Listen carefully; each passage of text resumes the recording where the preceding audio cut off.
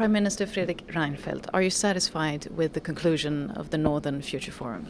Yes, I'm very satisfied because I think we met the expectations. We listened to entrepreneurs, we listened to experts with a very female dominance, describing their ways to chief executive positions and listening to their experiences, and that was very rewarding.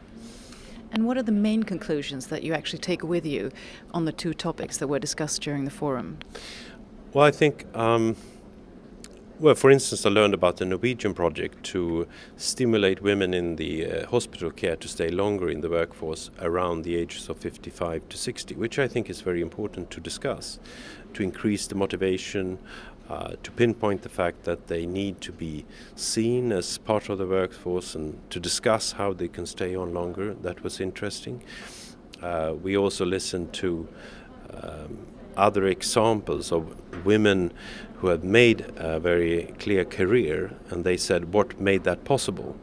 And they said preschool systems, parental leave systems, and this deduction that we have in Sweden for house chores were helping them. So, of course, to listen to all of this, that we could bring with us for the future, and also other countries could listen in.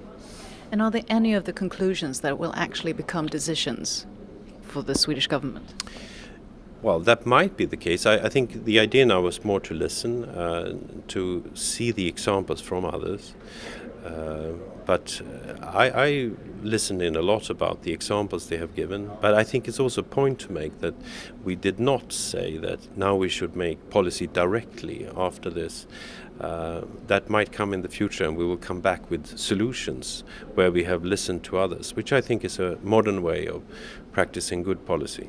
I know that one of the main issues that was raised was the paternal and maternal leave for self-employed. Is that also something on top of the agenda for the Swedish government?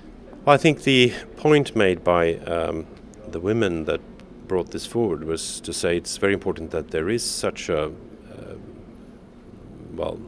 opportunity for a parental leave, but that we need to divide it between the man and the woman equally. Then there was a discussion, should you forcefully do that, or should you just, through carrots, make it possible? And we had actually both these views defended during our discussions.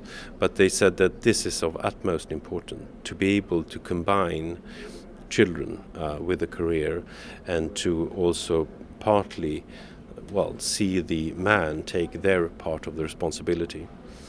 And last but not least, is there any important or valuable insight that you got that you will actually put on top of your agenda? Well, I think all these discussions we have had regarding seniors in the workforce have been very, I would say that's something we will come back to in the future. Some were very worried and angry about the signals that we have to work longer. I was more trying to say, we have to reshape the working life, our educational system, to attract people to stay longer if they like, because that's the way to uphold our welfare ambitions, and definitely to secure a pension system for the future. So everything we can do to meet that, and to also understand why people get angry, and maybe reshape the circumstances, their working conditions, will be major parts of this for the future.